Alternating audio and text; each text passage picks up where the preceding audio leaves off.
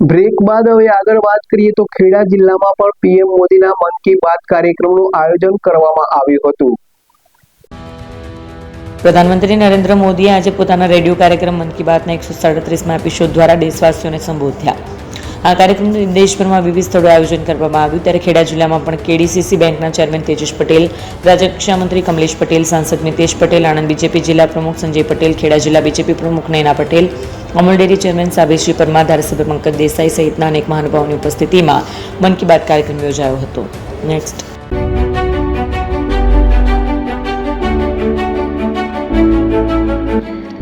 છાસવાલા આવી ગયા છે હવે પ્રાંતિજમાં।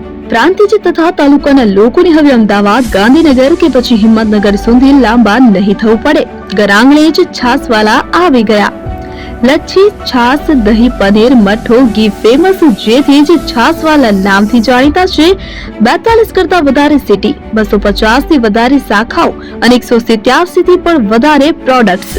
Ice cream, candy, kulfi, corn, Chocobar, sandwich ice cream સહિત અવનવી આઈસ્ક્રીમનો ખજાનો। અને હા, સ્થળ ઉપર મુલાકાત લો તો જરૂરથી અમારો કોલ્ડ કોકો ટેસ્ટ કરો। દુકાન number 19, Ishwar Krupa shopping centre, approach road, Prantij, જિલ્લો સાબરકાંઠા। Contact number 8329611618 Chandan Patel.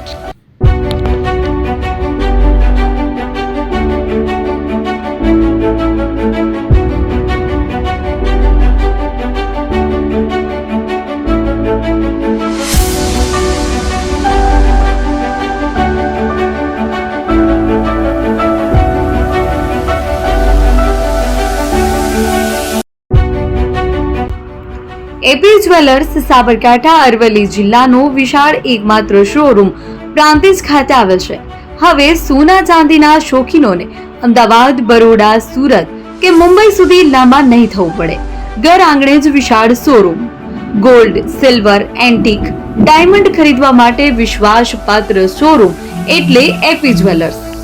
સુવર્ણ દીપોત્સવ તથા 60 વર્ષની ઉજવણી નિમિત્તે દાગીનાની ગળામણ પર ભારી છૂટ।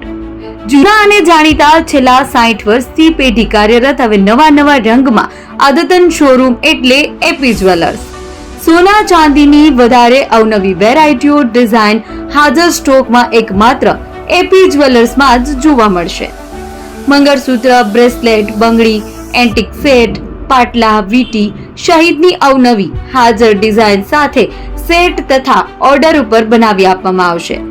તો આજે જ એપી જ્વેલર્સ શોરૂમની મુલાકાત લો અને મનગમતા દાગીના ખરીદો। વડીલો તથા વિકલાંગો માટે લિફ્ટની સુવિધા તો ખરી જ, લગ્નના ઓર્ડર માટે સ્પેશિયલ રૂમની સુવિધા।